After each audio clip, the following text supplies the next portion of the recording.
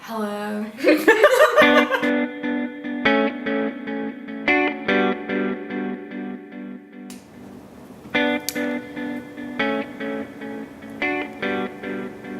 Well, hey there! This is a quick video rundown of how you create the glassed or bottled face, cheek, prosthetic thing I've been plastering all over Instagram.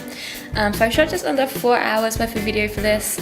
So I will release 4 videos that go into detail about the sculpting, molding and casting, pre-painting and then the application. And I'm trying to get those out by tomorrow, but for now this is kind of like the quick overview. If you just want to get an idea of how to do it, see what was done.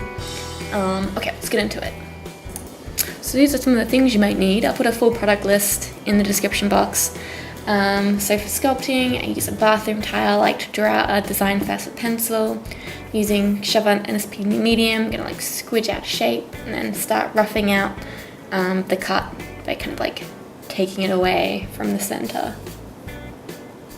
I'm gonna add a little bit more bulk around the outside, kind of start smoothing it out. Just adding on like the flappy, meaty cheek wound bit. Okay, now we're putting in the upper gum line. Just kind of like softening out that edge so it's like a nice kind of smooth transition down. Just blending out that kind of edge, blending out the edge. Now I'm going to put in some skin texturing and detail, my little Reiki guy, and some little paws with my little toothbrush guy. I'm going to use a stipple sponge to get some more kind of pore skin texture in there. Cool, and I'm going to put little tiny balls of clay all across it to get like that fatty tissue detail in there. So just varying sizes and shapes, and some round and some flat, just squishing it in there.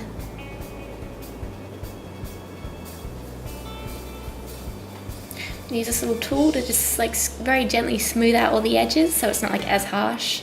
And then going over it with Zippo lighter fluid just to really smooth out all of that clay, cleaning the edge. So these are the materials you'll need for molding and casting. So I get a plastic bowl, cut out the bottom, make a wall, put some blue tape around the bottom, get a spray with release, fill it with 50% Plastil Gel 10 A and B. You can use other silicons to make a mold if you have them. Once that's full up, take it out. Well, after it's set, obviously, and this is the mold that you're left with. So to release the mold, I'm going to put some Vaseline over it, and then wipe off the excess. I'm going to use a release spray in there as well, get all the crevices, and then I'm going to put some talc over there, and that's going to hopefully make the cap plastic not so shiny. So I'm going to put 3 layers of cap plastic, giving it half a day to dry between each layer. 50%, like 10 grams of Plastil Gel 10A, 10 grams of B, and then about 30 grams of Dedna, and some silicone pigments. And I'm gonna pour that into the mold. Swish it around a bit. I'm gonna scrape the mold clean, and then just clean up any of that excess silicone with the Zippo lighter fluid on a cotton tip. Now once that's cured and dry, I'm gonna put 1 more layer of cap plastic on the back. And once that's totally set, I'm gonna demold it using baby powder and a brush. And this is what the piece looks like. Yay! Alright, so to pre-paint it, I'm gonna use Plastil Gel 10 thinned with naphtha with silicone pigments in it. So I'm gonna put this like kind of gummy, muscly pink color down. And then once that's cured, I'm gonna put like a fatty yellow on top, and then soften those yellow edges with like a cotton tip. And once that's cured, I'm going to put like a bloody, meaty kind of red in there. Just kind of roughly put it on and then like blend it out with a cotton tip again as well.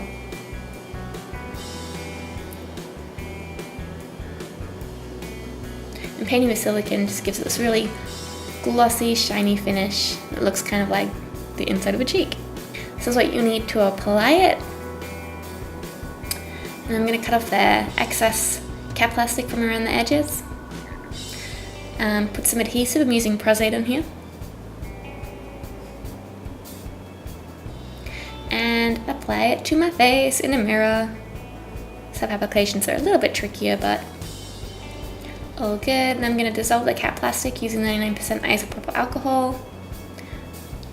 I'm going to color it with some Skin Illustrator, so I'm putting a little bit of pink down first. And then splattering some light skin tone crust on top. I'm gonna just remove all that extra Skin Illustrator I got inside the wound, and just using isopropyl alcohol and a cotton tip will remove most of that extra color and not affect the silicone paint. Now I've sealed it, and then I'm putting down an anti-shine cream here. I'm gonna add a bit more pink into the cheeks there, and a bit more of the flesh tone over the top, and clean that again. Just gonna deepen the color a little bit in here with some Skin Illustrator. And now for the bloods. So I'm gonna put like a rough layer first over everything, and then let it kind of dry a little bit. And once it's dry, I'm gonna go over it and just remove a lot of the blood. So my reference image has a lot of dried blood. Just using a cotton tip on water to remove a lot of that. And then putting a couple of fresh dribbles down as well, but keeping the main wound pretty clear. And this is a finished look. Yeah, so as I said, I'll try and get up the longer, very instructive, detailed tutorials in the next day or so. Yeah, and when they're ready, they'll be up here. Thanks for watching, bye!